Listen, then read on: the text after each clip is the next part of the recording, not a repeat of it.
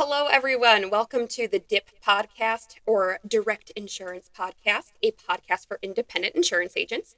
I'm your host, Kelsey. I am the digital marketing assistant as well as social media marketing strategist for Insurance Advisors Direct. And today, my guest is Ryan Morefield. So, Hello. Ryan, go ahead and introduce yourself, please. Hi, I'm Ryan, Senior Advisors. I've been working with Insurance Advisors Direct for probably, 7 years now. Been in the industry for 11. Awesome. Okay. So, what sort of product lines do you sell? Primarily Medicare and final expense, then kind of work off that with annuities and IULs and such. Awesome. Okay. Yeah. So today we're going to be talking about how FMOs help independent insurance agents and kind of help them grow their business. So firstly, I'm kind of going to start off with what is an insurance FMO. And so anybody who is listening and is new to the industry, an insurance FMO is an agency that is a third-party intermediary between the insurance carriers and then the independent insurance agents. And FMO stands for Field Marketing Organization, and it is also often referred to in the industry as an IMO, which is Insurance Marketing Organization. So FMOs and IMOs are both defined as a TPMO, which is a third-party marketing organization. And these marketing organizations are licensed to market, sell, and distribute insurance products. We are going to refer to IAD as an FMO because that's kind of like what we are. We're also considered like a full service FMO, which Jason kind of defined as like a hybrid. Working here, I've learned so much. I tell you, there's so much that you can learn in regards to just the industry and like having to do research for my own benefit in order to design content for our agents that are enrolled in our social media marketing program. Because I think one of the things I wanted to touch on later is that insurance is a very gate-kept industry. There's not a whole lot of information out there to the general public in regards to insurance. And for a lot of people, it is a very confusing industry. Oh, yeah. Because there's not a whole lot that the normal average everyday consumer would understand. Right. But yeah, so tell me a little bit more about what it is like to be an independent agent. Like, what does that mean for you in regards to your job, and what you're... I started off at a captive agency, and I didn't even know what the difference was. IMO, FMO, captive, non-captive, brokerage. But it didn't take me very long sitting there to kind of figure out that, once you were there for too long, you're basically stuck there, because your commissions are tied in and you're part of the, and you get to know people and relationships, part of the team. But it really, in my eyes, it just handicapped you. I looked at it like getting taxed twice. You got to pay all these taxes, but also here, now we're going to give these folks, a cut as well. So very early I got out. It was probably 6 months in. And then Jason's dad actually was at a different brokerage or FMO. So I went there, not even really knowing what I was doing. And Jason's dad's awesome. He really comforted me. Like, hey, you got this. You can do this. We'll help you out. And but that FMO didn't have a lot of back office support. It was more like, here's your contract to look out there. And then from there, kind of learning more about Jason and getting to know Jason and finding out what they do. It was so cool because it was like when I was leaving the captive agency, they told me I wasn't going to make it. You're new, you're not going to make it, you don't have the training, this and that, good luck, we'll probably see you back. And that kind of lit a fire under me. But then to find out that here Jason's got an FMO where you get street level type commissions, but you get the training and support that you do, actually probably even more than at the captive.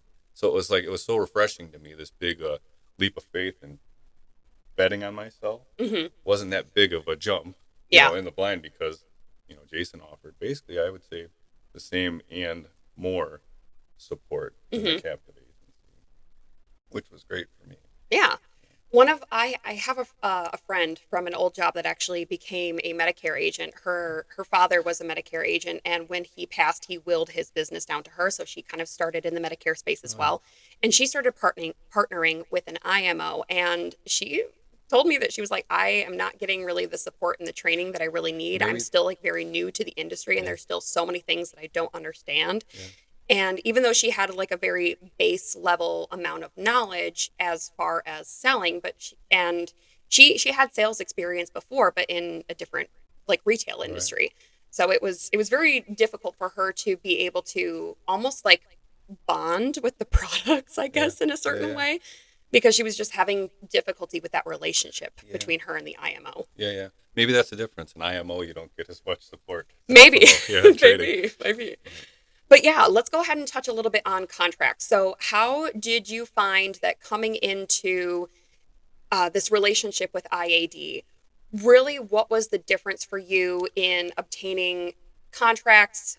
How Yeah. easy was that for you? What was the process like versus being with another captive agency? Yeah, so coming from a captive agency, I was real skeptical because, I'm thinking I don't need anybody else taking a piece of this pie. Like I'll do all the work, I'm taking the risk, I'm putting my time in, and so then like even after Jason's dad was great, getting me set up, but most of what I did there, I was going direct to companies. I'm thinking like that's got to be the best way to do it, not really knowing what I was doing. But then as you go, like there's no support outside of the regular support you get there. There's sales support, but then kind of like figuring out and looking at contracts afterwards. In an FMO, you can actually get a higher contract Hmm. than what you're going to get going direct. But then you've got all their support, their team, their Yeah, help, training. Plus, you still have the sales support from whatever company you're dealing with. yeah. So in the contracting, like here, you got Heather, who's awesome. Hmm. They takes a lot of stress out of contracting and Oh yeah. paperwork when you have a Heather, which I recommend everybody gets a I was Heather. gonna say, Yeah. like, I think that Jason would have to close up shop without Heather. Oh, I think so too. But don't let her Whenever know I that. have anybody's questions, I'm always like, I think that's a Heather question. Yeah, don't let her know that though. Heather, if you're listening, you're Yeah, far too valuable to us. We love yeah, you. you're the best. But yeah, so kind of like gaining a little bit of clarification with contracts, especially for anybody who might be wanting to immerse themselves into the insurance industry and really develop a career as an independent agent, that your contract is between the agent and the carrier, not between the agent and the Yeah, FMO. this is turning into picking on captive agencies, but yeah, captive agencies, your commissions are going to the agency, Yes. and then from there they're giving it to you, so you're not getting paid from the company. Hmm. Here in FMO, you get paid directly from the company, so Yeah. basically it's a third party that helps set you up and facilitate it, but it's no skin off your back because it's not costing you anything, but you get the extra support. Yeah. I've heard a lot of people refer to different FMOs and IMOs as almost like the structure of an MLM, which is, I guess, it has like a very negative connotation to Right. it these days. But in my opinion, it's very different because at the same time, just like depending on the agency, there might be some agencies out there that are going to take a larger percentage of that agent's commission. Mhm. But then there are going to be the other agencies that are going to offer you the full vested amount of your commission. So, from, I guess, in a way that I can, as easily as I can, as easily as I can explain it to maybe somebody who doesn't fully understand, is that you'll have the carriers and then you will have either an FMO, an IMO, an agency that has the direct contract with that carrier. And the FMO or the IMO can help extend that contract to the independent agents or to the independent agencies. And then if you have an agency, you can have independent agents that work through that agency that have contracts with all of these different carriers. And even those independent agents that work for the agency, they can even have their own, I guess, separate set of downline Yeah. agents, quote Yeah. unquote. But I guess it kind of just depends on who you're working with. Like you will have those people that are going to be like, oh, I'm going to take a cut of your commissions, and then you're going to have some other agencies that don't. Right. So I think that's something very important for anybody who is maybe new to the industry is asking what their commission structure is like, and if they're going to be getting the full vested commission or if they're going to be taking a cut. Yeah, I think that the vested part is the Hmm. big thing because again, the longer you get stuck with a company, you might be tied into them. Yeah. But there is in the very beginning, there's a lot to save for training, and your commissions don't mean as much because what's 100% of zero? Yeah. You're not making anything. But so the training's big. Where a lot of companies, I'm sure, offer great training, take a bigger slice of your commission, but that's kind of in my opinion, the best benefit of IAD Yeah. is you get it all and you don't have to be tied into One of a the things that I company. think that is very special about IAD is that even since I started with the brand is that we're very focused on the agent success because Yeah, at the end of the day, like if our agents are succeeding, like we're succeeding. yeah, And another thing that I think is very important to note for any of the independent agents out there listening is that when you make a sale, you get a commission from the carrier, but then your FMO partner also receives a separate commission from the carrier. So it's not like the carrier is paying the FMO or the IMO first and then distributing that separate commission Right. onto the agent. They're separate commissions. Right. And so it's at the end of the day, it's like, listen, like the agent eats, we eat, we're all eating. Yeah. Yeah. Like we benefits everyone. Yeah. No, absolutely. Yeah. And you want your FMO to do good, Yeah. to make money there. Because like Jason, I mean, they pump so much more into the agents that, the better they do, the better we're going to do. Oh The goodness, more, we've got so many webinars scheduled for yeah. February Yeah. and Yeah. No, March. I'm like, oh my yeah, goodness, we've got lots of I training know. going on this year for Yeah, 2023, no, so we're all very it's excited. good stuff for sure. But it kind of like is the same thought to me as what we should be doing. Like we take the best care of our clients, not give them like the highest commissionable product to Yeah. us. We do what's right by them, and that helps us because then we're getting referrals. Other Yes. people can't come in and say, "Hey, why do you have this? You should have that." Hmm. They can try to, but it doesn't make sense if we're doing what's best for them. And that kind of feels like the same thing that IAD does. Hmm. They put their time and effort into us, the agents, the brokers, for us to be more successful Hmm. and pass it on along. Yeah. So that's another thing that I kind of wanted to touch on too, that I think is very important as well, is that sometimes if your client is not happy with their product that you sold them, and then they go back to the carrier and they're like, "Hey, I this was a mistake. I don't want to do this." Then any commissions that had already been paid out to the agent, you have to pay that back. Like Yeah, they will charge you back for yeah, that commission yeah, that they paid out to you. yeah, yeah. Chargebacks happen for sure. Yeah. So I think it's something very important for people, or I'm sorry, agents to understand that doing what's right by your client every single time is going to benefit you longer in the long run than it would be to just do whatever is fast. And In the highest percent, yeah, absolutely every time. yeah. So tell me a little bit more about like product training and education. What is that process like for an agent that is like in your instance, you came from a captive agency, so you had a little bit more training and education in that sense. What was that like different coming to an FMO, and what was that training like, and how did they differentiate? Yeah. So I would say like with an FMO, you have a broader range of products you can Hmm. do. When you're with an agency or a captive agency, you only have what they offer. Yeah. So you're kind of just learning that and staying in that realm. And with an FMO, I mean, it's you got a lot more options to do Hmm. what's best for the client. So the I think like the training in an FMO is more like my training kind of came as cases came. Like, oh, Hmm. I need to learn about this. Then I'd kind of become an expert at that as I'm digging in and finding out Yeah. not only why they need this product or the benefits from the product they need, but what carriers kind of got a niche with my client's situation. And having a broader range of companies to use, obviously you learn more, you find more niches, which helps us out a lot. So that's what I would say is probably the biggest thing, having the broader range of products to look Hmm. at in companies for sure. Would you say that most agencies, especially captive agencies, how many carrier contracts do you think that they on average would have? I'd hate to guess, but I would say probably like they probably have 20, but you Hmm. probably got about a core eight, Yeah. 6 or 8 that you use.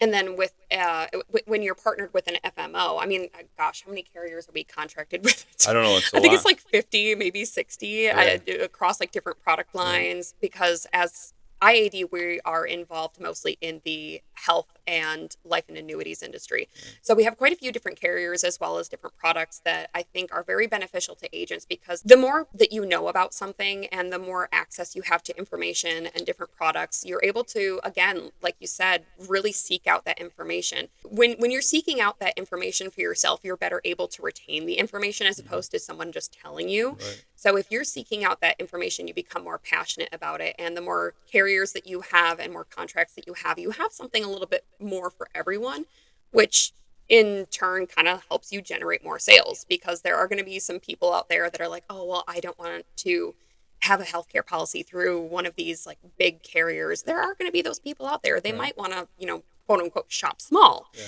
And so I think it's important for there to be enough variability in that. No, I agree for sure. So how was your relationship with an FMO? How did that help you in your selling skills or in presenting? So, kind of touches like a little bit on the last question too. Is you learn the more you learn, it's really not selling. I think the folks that are most successful in this industry, you're hardly ever selling. You're finding problems or you're your problems are brought to you and you're solving them. Hmm. And through learning, education, different products, figuring them out. That's how you learn and figure Hmm. it out and solve. I tell quite a few of the agents all the time that come to me if they have social media questions or like, oh man, I've been posting ads on Facebook. Like, why haven't I been generating any leads? And I'm like, okay, well, let me go ahead and take a look at your Facebook business page. And I'm like, okay, your last post was from 3 months ago. Yeah. And then your post before that was like a month before that. And then on top of that, like you're not doing any educating. You're Yeah. you're doing more promoting, you're doing more selling, and audiences don't want to be sold to. We want to be educated. You would think that in the 21st century and in this age of technology that we're in, Yeah. that people wouldn't have really any other questions about anything else that's going on in the world, but yet here we are still craving so much knowledge, Right. and we are here to really help provide that education not only to agents but also so that then the agents can pass on the education to their consumer, because I think that the more educated that you are on something, especially as a consumer, the more likely you are to feel better about what you're purchasing. Yeah. And I think that's kind of where marketing as an agent is going by educating them. You're kind of building Hmm. that trust, and then Yes. you're the specialist for that. Yeah. So they're going to go to you. Oh, wow, I need life insurance. Well, okay, Ryan. Yes. Ryan's the guy, the specialist for that. Oh yeah. So building that relationship, and I think even more so with them getting hammered with all these marketing materials and phone calls, they don't know what to think or who to Yeah. trust. So to be able to build that relationship, I think is a great. That's kind of where I'm moving to. Is what I need. I always tell the agents that are enrolled in our programs, I'm like, you should be doing 50% of your content and whatever you're posting on social media should be educational. The other 30% should be about you and your company culture so that then people kind of get to know you. And then the other 20. 20% is selling. Okay, yeah. So I was going to ask you that. I have a good friend in marketing that says 3 to 1, like Hmm. three posts, educational or fun or whatever, and then one kind of asking for business. Yeah, what I found is kind of like a 3-2-1 sort of situation. But yeah, like follows the same general concept of that knowledge is power. And again, like I said, the more that your consumer is educated on what it is that you're selling them, and if they, especially if they feel comfortable with you and they are comfortable with what you are selling them, they are going to be happier and they're going to remain a good client of yours for Yeah, years to come. yeah, for sure. Building relationships. Yes, that's very, very Yeah. important as an agent. So, in your opinion, what is the most important training or education consideration for an agent when they are considering partnering with an FMO?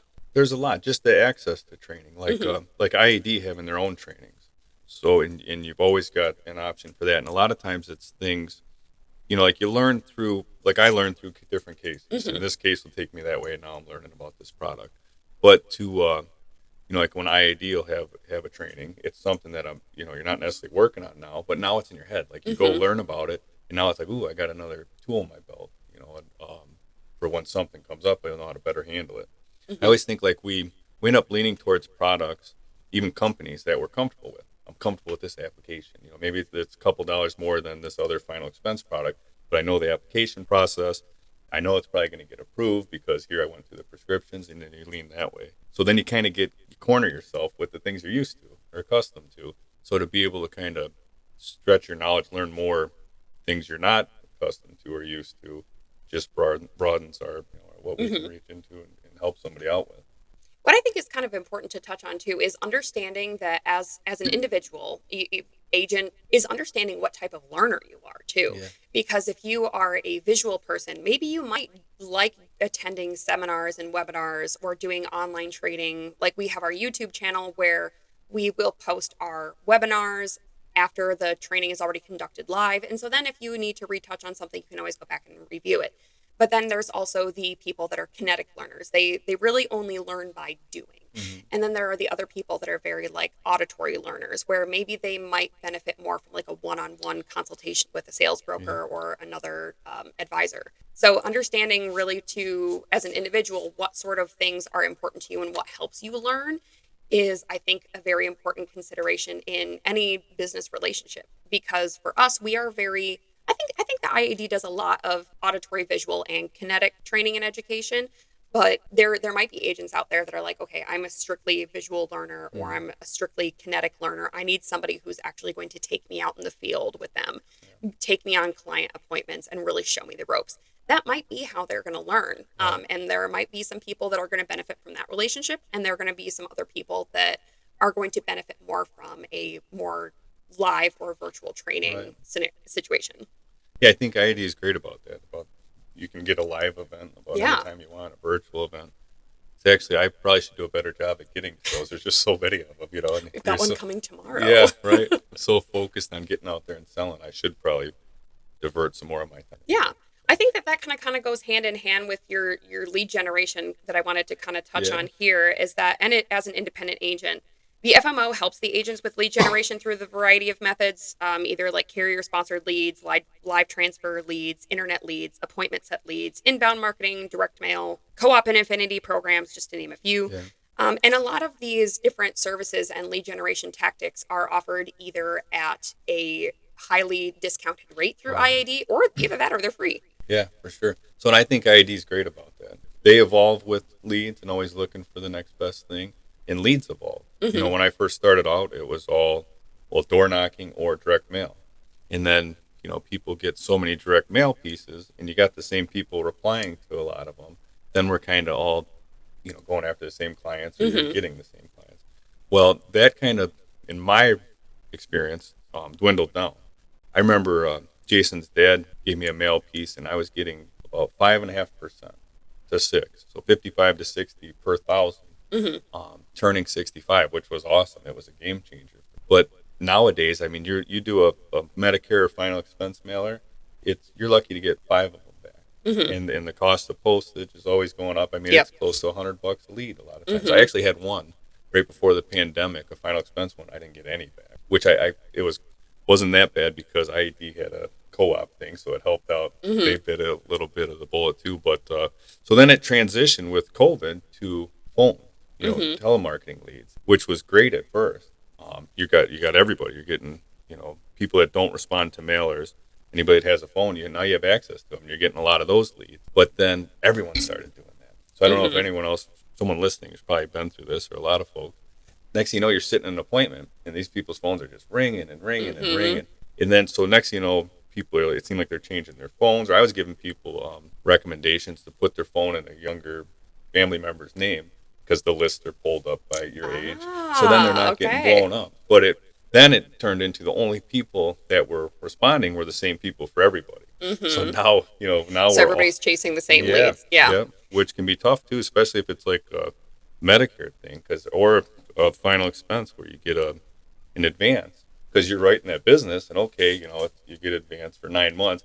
Well, 2 days later, someone else writes it, cancels yours, so you're Hmm. getting a charge back on your advance.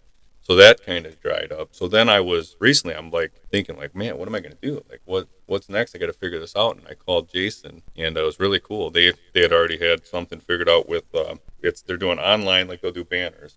So people will go on and you get them real time, the leads back. They'll go on, fill their information out, and then boom, it's almost like fishing. You turn Yeah. it on, you sit there and wait for the lead to come in, and boom, it comes in.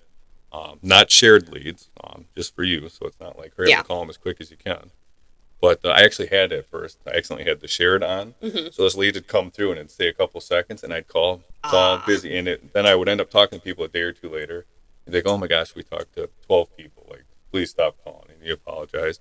But the way he has it set up, where they're not shared, they're Hmm. exclusive, which is huge. So that lead comes over, you call them up, introduce yourself. You got basically a phone Hmm. appointment that they requested, and they Yeah. just requested it.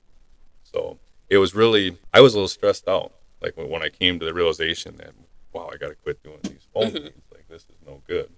I didn't know what I was going to do next. And that fell right into my lap. So, I think it's also really important to touch on the difference between inbound lead generation and then outbound lead generation. Your outbound lead generation tactics are going to be like your direct mailers, your cold calls, and just purchasing lead lists and things like that. right. Just where like you are the one who is reaching out to the potential consumer. Like you really are fishing and kind of just like waiting for somebody to bite. Yeah. Whereas with inbound lead generation, like we were just talking about with educating your consumer, you are kind of just like attracting people like a magnet. And these are the people that truly want to work with you because they already understand that, okay, this person is a fountain of insurance knowledge. Yeah. I want to work with this person. Hey, they seem like a really cool person. I want to do business with them. Right. And really being able to, again, align your personal brand with not only like the products that you want to sell, but as well as the type of people that you want to work with and understanding who your target audience is. And I think that that's a lot of what IAD can kind of help with as well is the branding and just kind of understanding who your target audience Yeah. is, because you can sell to everyone, but you can't market to everyone. There Right. is not a single company on this planet, maybe besides Google, that has a target audience of everyone Yeah. and Right. has enough time, money, and resources to market to everyone. Yeah. Right. Right. In your opinion, what are the top 3 lead generation activities based on return on investment and generating quality Yeah. leads? So the internet leads that I was just talking about, the exclusive ones, I think are great. They're not that expensive. IED has a very good deal set up with them, Hmm. so you get it at a good price. But that's something new to me though. Before, I mean, for the last 3 or 4 years, I would have said, teleleads. Those were great for me, but now it's like that is dried up. So it's always evolving. What I need to get best at would be organically. Hmm. You're out educating people, referrals, different business relationships, maybe the CPA.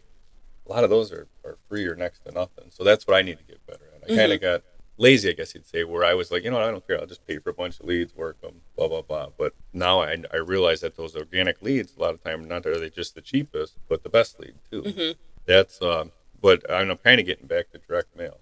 Hmm. So direct mail is making a little comeback, but I think it's very important in the area you mail because there's still a bunch of people hammering, the hot spots, bigger Hmm. cities. So I'm trying to get out a little further. I'm seeing a better return and doing better with that. So for me, it would be the internet leads 1, direct mail 2, and I guess I'll throw the phone ones in there 3. But I Okay. need to get at the organic ones. Yeah. So that's my goal, and that's I'm going to get with you. Get Okay. some help on that. Sounds Yeah, good. Okay. I could I definitely help you with appreciate it. Yeah, I that. look forward. I think that one of the most important things that as an agent, what any agent should be doing is just simply networking, whether that is through going to their local area chamber or sprinkling their business cards everywhere. Yeah. If you've ever been into if you're listening and you live in the state of Michigan, then you're probably familiar with Big B Coffee, which is my favorite. Yeah. But if you go into any Big B coffee shop, you will see that they have a community board in the coffee shop, and you can post your business cards Yeah. in there. And people are always grabbing their Yeah. business cards. Never be afraid to just kind of like sprinkle your business cards wherever that may be, and then whenever people actually do need you, they'll call you. What's your favorite coffee at Big B? Ooh. I love the Island Bear latte. It's just Okay. got like a hint of coconut, like a small hint. Yeah, a little It's bit of perfect. coconut. How about you? I'm a What type? tan lines guy. Oh, a tan. Yeah, Oh, yeah. yeah, that one's a good one Uh, too.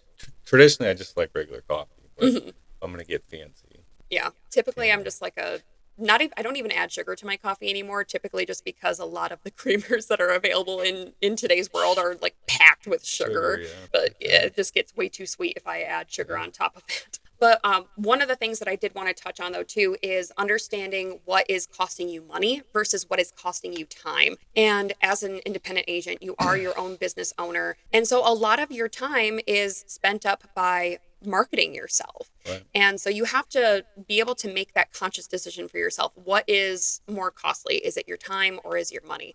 Because whatever is not going to cost you time is going to cost you money, and Yeah. whatever is not going to cost you money is going to cost you time. Because a lot of those more, I guess, like free or organic forms of lead generation, like even just posting to your personal Facebook page, coming up with educational content and trying to find out what is valuable and being able to put that out to your target audience. It does take a fair bit of amount of time, Right. Right. which is why we do that for you. Yeah. Yeah. Right. Right. We save you money and time. Right. But I think they're both important. Yeah. A fair mix of both is important. I do think that agents should be doing a little bit of everything. You should be doing a little bit of outbound, you should be doing a little bit of inbound, but no matter what sort of lead generation tactics that you are investing in to help grow your business, is that they should be worth your time and your money. Yeah. And that you should be passionate about whatever it is that you're doing. Because if you're the type of person that just absolutely hates sitting on the phone and hates talking to people on the phone, obviously you're not going to get any joy out of doing cold calls. Right. Right. I think I'm pretty sure it was Tony Robbins. I just seen said the 2-to-1 rule. Mhm. 2-to-1 content, 2 content to 1 selling. Mhm. Marketing, cold calling. Well, actually, since you talked about marketing, I wanted to talk about how marketing is kind of a three-legged stool. So you've got your first leg, which is market research. Your second leg is the agency or your creative. And then your third leg is your sales. So being able to kind of taking all three of these pieces on this three-legged stool of marketing, and understanding who is your customer, where are they, and how do we speak to them. Because, and like you had said, you touched on trying to reach audiences in maybe smaller communities as Mm-hmm. opposed to trying to hit those larger cities and larger audiences, because I think that that's what a lot of people will first jump on, like, oh my gosh, there's a lot of people over here, there's got to be Right. someone that I can help over here. Right. But when in reality, like, you might have a larger geographical area with fewer people in it, but that doesn't mean that those people still don't need help. Right. And because they're probably not being reached out to and called and mailed 10,000 times a day, like, you're more likely to be able to develop a relationship with that person. Yeah, and those are the people that need the most help, in my Yeah. opinion. So starting off in this industry, door knocking, it was brutal, and like, especially when you're trying to get going, and you're almost not going to eat if you don't make a sale, and Hmm. then someone slams the door in your face. It's like, Hmm. oh boy. But those the folks that slam the door in your face are the toughest ones. The ones that don't respond to mail pieces or these phone calls or don't have the internet. Those are the people that need the help the most. Hmm. They're the people that have an old AARP Medigap plan that they're paying $500 a month for now, and their income's only $1,300 a month. You know Hmm. what I mean? So it's neat to get to people that need you more. And a lot of times those are the folks that are toughest to get to. So that's different forms of marketing. Hmm. Like, what was really cool this year was Jason, where they had the setup with Kroger. We could go sit inside the Kroger. Talk about meeting people you normally wouldn't, and Hmm. great clients too. That was such a benefit to do that. Hmm. To have, it was so cool that he had that relationship set up. That was one of the things I really liked with AEP. Oh, yeah. I think that co-op and affinity programs are, especially during AEP, are one of the best ways for agents to generate leads, is because you're kind of just, you're out there where people are. Yeah. You're out there where grandma's shopping and she's trying to get groceries for the Yeah. grandkids to come over on the weekend and whatnot. And you're able to sit there and actually have a conversation with her, and she's able to see your face, shake your hand, Yeah. talk to you, and figure out kind of like sniff you out, because Yeah. there are so many scams that are going out nowadays in regards to like Medicare or just insurance in general, and people are very timid, and they're holding on to their money tightly, especially in today's market. Right. So I think that one of the most important things as a business owner is really understanding that there are going to be the people out there that are going to slam the door in your face, and Right. it's mostly because they're probably scared of getting scammed Yeah. out of their money. Right. 9 times out of 10, those are the people, the best clients, the one that Hmm. need you the most, and the most loyal clients too. I know that you had kind of said that you hadn't really done a whole lot of those more organic inbound lead generation tactics. What have you been doing in the last 3 years to generate leads online, and what has that process kind of been like for you? Yeah. So the Facebook kind of things where we all started, the Facebook ads, Hmm. and probably like the you touched on earlier, you try to do it yourself, and Hmm. then you pay a company to do it, and they want $30 in it or a lead or whatever, which is good. But then that kind of got oversaturated. I think we all, like, through Facebook now, everything's sponsored ad, sponsored Hmm. ad, sponsored ad, and again, it's probably the same folks clicking on those now, Hmm. But then the one that I'd kind of talked about was more like banners, and it's really neat because they'll have a specific thing from the banner that caught their eye, and the leads are so good you can ask them, like, hey, what was it that you saw that you liked? And, oh, it's the food cart. That's what I'm interested in. Well, now you got your hot button and your selling point. Yeah. And you got to be careful because a lot of those folks, they're so interested in that, they're not really worried. It's too easy. They're not worried. Do my prescriptions go with this plan? Does the doctor, Hmm. my doctor in the network, blah blah blah. But it's a very strong selling point. I wanted to touch on what you said about where you would ask the consumer what it was that caught their eye about the ad, and they said like the food card. And I think that's really important for agents to really understand about their target audience, or just anybody that they're wanting to sell to, is understanding their true needs, because everybody's needs are going to be different, and not obviously healthcare in general, or especially, is not a one size fits all product. Right. And there are going to be different needs for every different person. And there are going to be the people that are like, hey, I really like the idea of this food card. I think there's a couple different carriers that offer a decent plan that have different food benefits, or Yeah. they can apply the different money towards like an electric bill or stuff Yeah. like that. And these are like really, really cool things Yeah. Great benefit. that people, I feel like, aren't talking about. Yeah. And I think that that's really important for, as an agent, to really understand the true needs of your consumer, so that then you can offer them the gaps to fill their needs. Yeah. So that a big thing for me was learning, obviously to listen to clients, because I would be thinking like, well, I like Priority Health. They're, a nonprofit, blah blah blah, for all the reasons I like them. but then that they might have had an issue with Priority Health, or they prefer this other company. Like there's a lot of took me a while to put and like money. Like well, you'll save an extra $60 a year on your prescriptions with this plan, but I've learned that there's a lot of value in peace of mind. And if these people really, if you listen to them and they're kind of steering you one direction, this is what they feel comfortable with, or the parents had, they're not worried about that extra 60 or $80 because the piece that they get from having that plan, a plan they're comfortable with, is worth much more to the 60 or $80. It took me a long time because I'd be like, well, what are you talking about? You're going to save 60 or $80. Like, who cares? Like, you get comfortable with this one just Yeah. as quick as you do with that one. But now it's like, oh, okay, like that. I understand. To me, that might be worth $100. So okay, that plan's going to work better for you than this one. I think every consumer has a different idea of what their value looks like. One of the things that I had heard within the last year is that price is only an issue in the absence of value. So if people feel like they're getting a lot of bang for their buck, that's when they feel the most confident in their purchasing decision. Yeah. No, I mean, how many times have you bought something just because it was on sale? too much, and a lot of times I don't need it or never use it, or it goes bad. Sits in the fridge for a couple of days, but at least I got a good deal on it. But that's like listening to your client because they're not wired like you. Yeah. They'll look at that celery and say, "Ooh, why is it on clearance?" And me, that never crossed my mind. Like, "Ooh, good deal." Like, What sort of sales tools did you find were most important to you when you first started in the industry, and then also becoming partnered with an FMO and just being truly independent and owning your own business? yeah. So to me, when I was newer, the biggest sales tools like the quote engine on your guys' website, because it was all about price, price, and so it was real nice to be able to pull it up and show them here. We got all these options. Here's the best one for you in your area, blah blah. So definitely the quoting. What would you say is a great technological tool or resource that you wish that you would have had in the last 10 years that you now have today, and you're just like, this is a game changer? Maybe aside from like a quoting and enrollment tool. But I'm old school, so like I kind of beat my head against the wall saying this, but like I always wanted to bring an iPad with me. I always like to get a paper app, take it home, process it, go through it. It'd be so much easier just to with my laptop or an iPad just to do it right there in front of them. So that would be the one, and that's almost past. I don't really need to see iPads anymore. Yeah. So I kind of missed the boat on that, but I need to get better about it. I just invested in a nice little piece of technology for myself. I had a Chromebook that I bought like 5 or 6 years ago, and it was just getting so slow. And then it would disconnect from the internet, and then it would reconnect to the internet, and then I could never get anything done. And I was about this close to just like chucking it out the window. So I was like, okay, before I do that, let me go ahead and like upgrade my laptop. And I'm very excited. So I will definitely say to anybody who is looking to invest in themselves is to invest in a nice piece of technology that you know is going to work for you.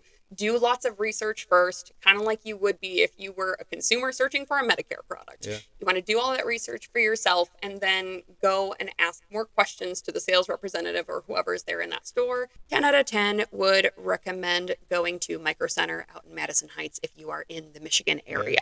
Love them. Their staff and their teams are always amazing. But yeah, let's go ahead and touch on how FMOs help agents with certifications and licensing. So tell me a little bit more about what the certification process is like. Where should you go to get your certifications? What websites do you need to go to?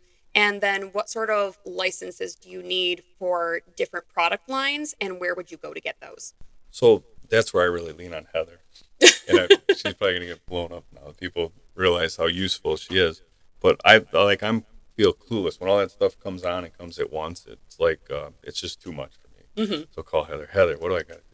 AEP starts in a week. Oh my goodness, you better get to a week. So then the get your AHIP going, which is great. AHIP goes live, I believe, in June. Every year. Which is just so nice. So you wait until September or like October 1st. Wait till the leaves start falling a little. Oh my goodness. I gotta enjoy summer, but no, I'd like to get started sooner. But so that's and then you kind of get overwhelmed. So it's like, oh my goodness, what do I do? It's nice to be able to call and say, hey, feeling a little overwhelmed here. Yeah. What should I do? Hey, okay, go get your AHIP, blah, blah, blah. A lot of times they'll help out with that, which is awesome. And then, you kind of figure out what carriers you're going to go with, or if you're going to stay with, or if you need to get recertified with to keep your renewals. Knock those out. And then it's like, okay, kind of figuring out who's, is there a new player in the game for this year? Who do I need to look at? Am I missing something? I don't want to be out there and not have all the proper tools to help you. But yeah, I'd lean on Heather a lot. I tell you, Yes. I think she gets a little frustrated with me. A couple of years, I had to get her a Christmas gift. I'm like, she's got to hate me by now. Oh my Yeah. goodness.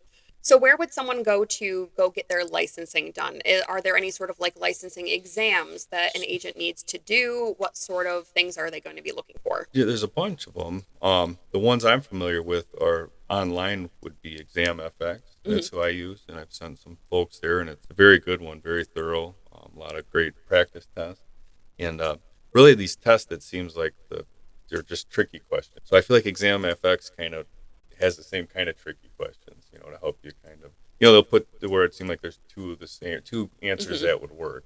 You just kind of through their practice training, you kind of get it figured out what they're looking for. Hmm. And then Kaplan is one for more of you can go sit down and take the course. For the folks that learn better like that. Me though, Exam FX is what I use. I had a professor. I had a professor in college during one of my many different fields of study. At one point, I was studying nursing and I was taking a pharmacology class. And all of the quizzes and exams that the professor would give, maybe sometimes all of the answers that she would put down for the question would be correct, but she was like, you have to choose the most correct Yeah. answer because in a certain field, you might have a patient or a person that has multiple things going on, but you have to be able to give them what is the most correct for their condition. So I think that kind of like touches into that with the licensing exams is that you might have things that are correct, but you have to choose the thing that is the most correct. Yeah. The when I took, you got to be a good test taker almost, Hmm. then know this. So when I took mine, and they had someone told me before I went in, like, there's a feature where if you're not too sure, you've answered the same question or answer a couple times, you can click it and review it later. And so that's what I did. And then you go back and it's like, okay, well, I can't have the same answer for four of these, Yeah. and then you kind of figure out, where it would be best suited. But I went through that and I hit, submit at the end after doing it because I had a bunch of them marked and I was certain I failed and I got like a 93%. And I was like, whoa, I was pretty shocked that I even passed it. But I think that's the biggest thing is, I wasn't super confident in the content. I felt like I could have done a better job, but I really think it just came down to I was a good test taker, Hmm. and realize it can't be the same answer for so many questions. And then if this one, the answer is right for this one, it's got to be one of these three for this question. Yeah. I think that's just as important as obviously you want to know the information, but being a good test taker for sure. Let's go ahead and jump back to Heather as we were talking about Heather as we jump into the topic of administrative services. So, what is the benefit for an independent agent to be partnered with an FMO that has a great admin staff? Like, what are the sort of things that agents would need out of an admin staff when they are partnering with an agency like Yeah. this? So it's great to have people that have so much good product knowledge. And up here they've got different areas. You call up, hey, I got a question about HEP. Oh, okay, here's who you need to talk to. And, then Hmm. you talk to them, and they've been through like kind of what we were talking earlier, where a lot of learning I did was through solving problems for people. Well, these folks up here, they're solving the problems for a bunch of people. A lot of Hmm. people would just call up, hey, here's my problem, let me know, Yeah. click, and they're doing the work. So there's no one better to talk to because they've been through all these Hmm. situations. So yeah, it's very, very, very important, and it saves you a lot of time. Because all of our sales advisors have 30 plus years in the industry. They were agents themselves and they have lots of experience in doing the things that the independent agents are already doing. So when we do have agents that call in and they have questions about either a certain carrier or a certain product line, I feel confident in being able to pass them off over the phone to whichever broker that they need to speak to Yeah. because I know that their questions are going to get answered in an efficient amount of time as well. Yeah, that's so helpful for them to have the experience out in the field, going through what we go through, and then having the product knowledge and dealing with it every day. It's Hmm. awesome. Have you ever had any issues with underwriting and needed the administrative help of your Bernard? FMO? Yeah, Bernard, yeah. yeah. I don't think I bother Bernard a whole lot, but we talk on the phone often. He gets me to where I'm going. I think that it's important to touch on to anybody who is new and listening that is in the industry is that underwriting is a financial term that defines the process to which an individual or entity assumes risk for a fee. So underwriting helps to establish the appropriate premiums based on the policyholder's pre-existing conditions. So prior to 2014, with the inception of the Affordable Care Act or Obamacare, insurance companies would refuse coverage to potential policyholders due to the amount of risk that a policyholder would have to take on due to that person's pre-existing conditions. But according to healthcare.gov, the definition of medical underwriting is a process used by insurance companies to try to figure out your health status when you're applying for health insurance coverage or even life insurance, to determine whether to offer you coverage at what price and at what exclusions or limits. So, underwriting is the difference between your client getting approved or denied for coverage within a certain policy based on the policy's premium. So, it does take a team of experts to assist with that underwriting process in order to keep your clients happy. Right. So basically, we're field underwriters, but working for the company, whatever company we represent, the insurance company. But underwriters are basically a pain in our neck because you're out there in the field. You're like, okay, you got this case, you got them in the right spot, your health all works. You send it to them. Basically, it feels like they're working against you. Because sometimes you're just like, oh my gosh, like I've spent like 3 weeks helping this person. We've been going back and forth, setting up appointments, and then you finally go to submit their application and it's like, denied. Yeah. And you're just like, oh my gosh. Now what? Yeah, right. I would imagine that is probably one of the most frustrating things about being an agent, because I do have lots of sales experience just in a different industry. Yeah. And so having to bounce back from client rejections, or just, maybe you've spent a whole lot of time talking to somebody and then they ghost you, or they just like don't make a purchase in the first place. Like that in and of itself is frustrating, but then you finally get those people that are like, yes, I am so ready to make my purchase. And then they're denied. And you're just like, oh my gosh. I feel like that episode of SpongeBob SquarePants where he like rips himself in half after Mrs. Puff tells him that, oh, you didn't need to write that essay. We're just going to go ahead and take a field trip to a stoplight instead. Yeah. That's how it feels. No, for sure. So as an independent agent, how do you feel that an FMO helps agents with industry updates and keeping them updated on things that are going on in the world? Yeah, I think that might be the biggest thing because, we're out working, trying to produce, and that stuff that kind of slips your mind, or, you got so many other focuses and things you're worried on. You really can't stay up on that. Mm-hmm. So it's I think that might be the biggest benefit of an FMO, is that's something that they're staying on top of. Mm-hmm. And then the stuff, there'll be a lot of things that aren't too important, and you'll get that information. But when there's something important happening, you know about it. Mm-hmm. And one of the first to know about it, and that's, to me, that's important. Saves a lot of time and energy as well. As well as helping with compliance as well, especially in the Medicare space. Yeah. I mean, especially because it was this past year where CMS put into place the call recording as well as the TPMO, it was the TPMO disclaimer, where on every single website, any social media post, call recording, anything has to have the disclaimer of, I do not offer every plan available in your area. Any information I do provide is limited to the plans I do offer in your area. Please call 1-800-MEDICARE or visit medicare.gov for information on all of your plan options. Yeah. Pain in the neck, but so important. Yeah. Because a lot of that had to be put in place because there were people within the industry that were abusing the Medicare, especially Medicare Advantage policies, and really like getting people on the phone and selling them a Medicare Advantage policy that people had no idea what in reality they were signing up for. And then they would get charged for all of this different stuff, or they would go see their healthcare provider and then they would be out of network. And they're like, wait a second, hold on, what happened? So this was to really help eliminate a lot of that fraud, waste, and abuse, which is also another portion of certification and training that you'll go through, as well as your FWA training. Right.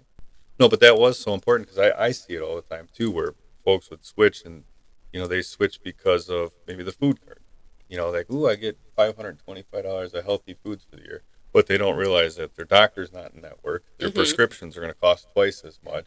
But, the person that called them, that was the only plan they offered. So they were getting that plan no matter if their doctor took it or not. Maybe that's why they didn't even look up their doctor. Yeah. But, so I think that was really important to let people know. I think that's an additional benefit, too, to even contracting with multiple insurance carriers. Obviously, you don't want to overwhelm yourself and have like 20 all at once. Like it takes a long time to be able to build that up. Yeah. But being able to start off with maybe 3 or 4 different carriers that are really popular either in your area or in any states that you're already licensed in, and being able to offer these different products to people, because again, like there's not a single company that's going to have like a one size fits all policy, especially for a price that a consumer can afford. No, you have to. You absolutely have to. That's so back to when I started off at a captive agency. I remember the folks, like I would be in an appointment. I'd have a buyer in front of me. They're ready to go, and I couldn't beat the price of what they had. And it was so frustrating, even though I knew there was other companies out there that had better price, but my tool bag was limited, so Hmm. I could only offer what I could offer. And you'd have, it'd be like you die to get in a spot where you got someone ready to buy, they like you go through the process, but you can't help them out. Yeah. So going to an FMO, having all the companies, I want to be able to help everybody out, and Hmm. not just help them out. I want to put them in the best position and situation where the next guy can't come in Hmm. and say, hey, why are you with that plan? I'll save you $10 for this one. No, we're with the best plan. Yeah. Like, I think, again, that also goes into the education, because when you have a client that's already fully educated Yeah. on the different types of like products and options that were out there when they were selling, when you were selling with them or sitting down with them and doing their enrollment and everything, Yeah. they feel 100% confident in that they have the best option for them. So then another agent that, can't just come along and be like, oh, here, let me help you with your Medicare planning. Yeah. And you're like, no, I already have the best. Yeah. Thank you. Yeah, absolutely. Those are the clients you can't help. That Yeah. they have such a strong relationship with their Yes. agent and trust and that confidence.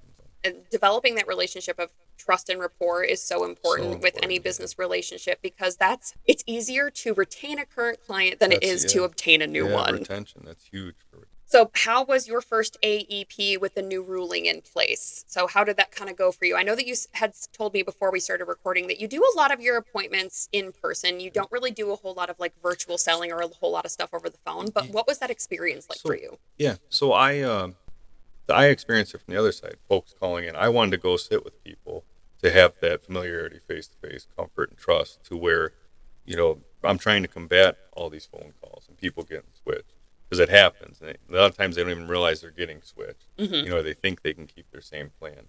So the best I could do is get face to face with them. So thankfully I didn't have to deal with all that, but I know it's definitely a process Hmm. for the people that did have to. Which on my end it helped out, but it made them tougher to come in and BS my clients. Yeah, that too. Yeah. I have quite a few agents that were really stressed out about the fact that they had to record calls because they were concerned about, okay, well, how much storage is this going to take up on my phone? Yeah. Am I going to have external phone storage for this? Am I going to be able to store it to a cloud server? And is that cloud server going to be HIPAA compliant? Yeah. And then what am I going to do about my chatty Cathy's that want to sit there and talk about their dogs and their Yeah. cats while I'm sitting there trying to, we're trying to talk about their Medicare planning, Yeah, and, they're- being able to kind of get into the habit of that, like, hey, Kathy, I am so excited to hear about what Snickers did this morning. Yeah. However, I do have to record this phone call. This phone call is being recorded. Let's go ahead and take care of your Medicare stuff first. Right. And then I would love to be able to continue this conversation and talk about what Snickers did today. Right. Yep. So I seen it from the other end, and I actually think it's creating a whole new. Well, it's putting more importance on getting in front of people, Hmm. and through seminars or however people are doing it, or Hmm. just being out in their community. Yeah. Because less and less trust with folks over the phone, and you're getting Hmm. 100 phone calls, and everyone's pulling you this way or that way. Even if they don't trust it, they just get confused and throw their hands up. Yeah. So to be able to get in front of them, create that relationship is, Mhm. is big for getting the deal, but retention also. Because even technology, with the beginning of the pandemic, like, everybody was doing everything via Zoom. I mean, you would even talk to your friends via Zoom just to have Yeah. like some sort of like closest thing to face communication. But after a while, I think that a lot of people just got tired of it. And by the time that, restrictions started getting lifted in different states, Yeah. and then people started going kind of crazy, we finally gotten to a space of just like a bit more normalcy in the Yeah. world. But on the flip side of the same coin, people are now craving that face-to-face Yeah. interaction. They don't want to do things over the phone or do it over Zoom anymore. They want to do it and have that human connection. Yeah. My mentor at that captive agency told me that change creates opportunity. Hmm. And when it was changing to more like the COVID and phone calls and people's Medicare's getting switched, like I'm thinking like I either have to conform to that or I'm just done. Like, I can't deal with it.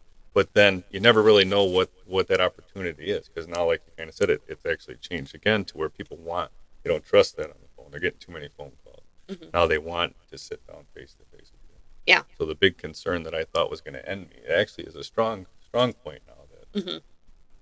it's what I prefer to do, and it's the best way. I think that in any business, being able to be flexible and adapt to Yeah, different so important. scenarios and situations, whether it be local or global, is very important. Yeah. It's like me being old school, not conforming. Like I missed the iPad thing and a laptop. I probably just need to bring a laptop on appointments, Hmm. but because then you've got so many cases going too, and things coming. Some that can kind of slip by the wayside to be able to just have it there, handle it properly. Yeah.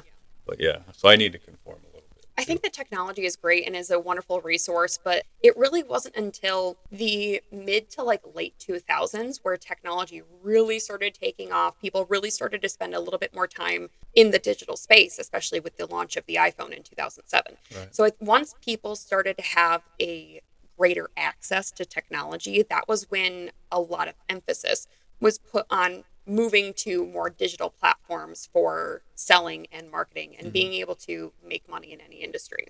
But let's go ahead and lastly touch on commissions and breaking down commission rates and what that looks like for an independent agent that's partnered with an FMO versus being partnered with a captive agency. I know that we had kind of touched on this briefly Yeah. before. Let's break it down just a little bit more. So when I left the captive agency, I was gung ho on commissions. I just want the top contract that I can get, and I thought I was getting that by going direct with companies. Turned out that's not the best way. But there's a lot to be said with it. You can't just chase commissions because like what if you've got no back office support, no one to say like, hey, you better hurry up and get certified with this and that. And if you, so the other thing would be like, because I do procrastinate a little. Like some companies for renewals, you got to recertified by a certain date, and that's something in life's going on, and you don't even think about it. It's great to have someone email your call like, hey, if you don't get this cert by tomorrow, you're going to lose your renewals with this company. Oh, wow. Yeah, so that's kind of scary too to think they can do that, but they do. But so that's such a good benefit here at IAD to have that.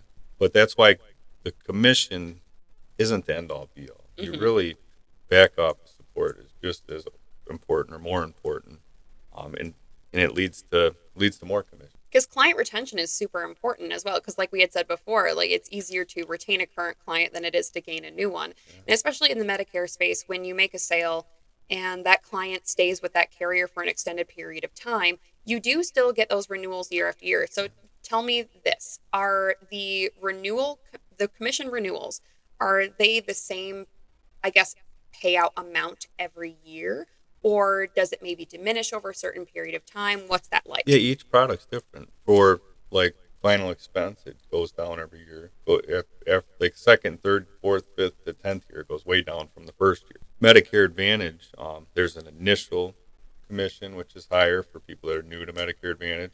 Then the second year and on, it's the same.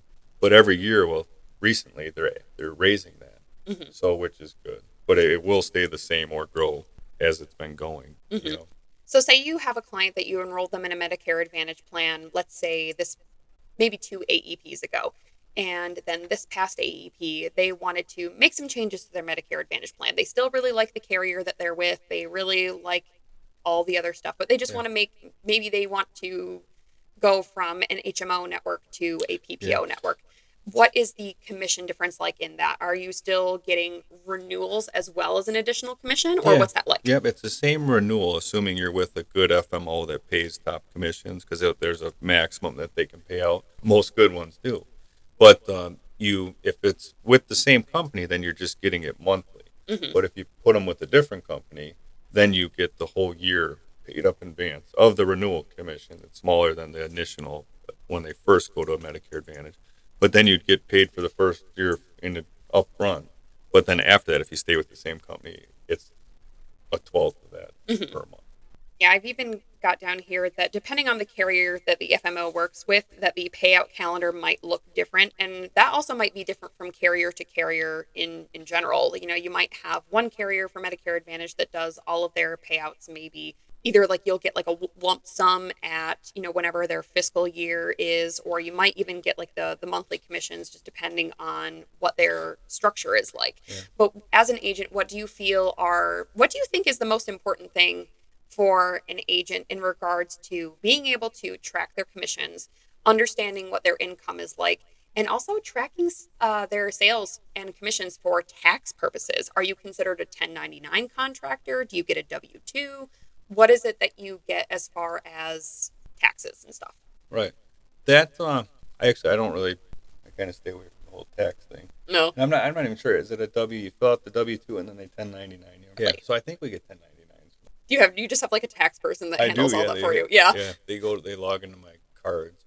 Yeah. Handle it all every month. I think that's also another benefit too, is that like, as an agent or just like as a business owner in general, is being able to really rely on other industry professionals like CPAs or, tax experts, because it's, unless you are an expert already in that industry, you're kind of just like, I have no idea what's going on. Yeah. So I just stay away from it, especially like it's important like doing annuities and stuff. yeah. You don't want to give tax advice to Mhm. anybody. So Especially when you actually, here, let's go ahead and touch on this, is that since you are an independent contractor with a 1099 Mhm. as far as taxes goes, what is your experience like in having to really save your money essentially, like for when it comes time to pay taxes, because obviously the government's going to take like what, 30%. yeah, so that's my rule of thumb. I take 30% of everything that comes in and just put it to a savings account. Yeah.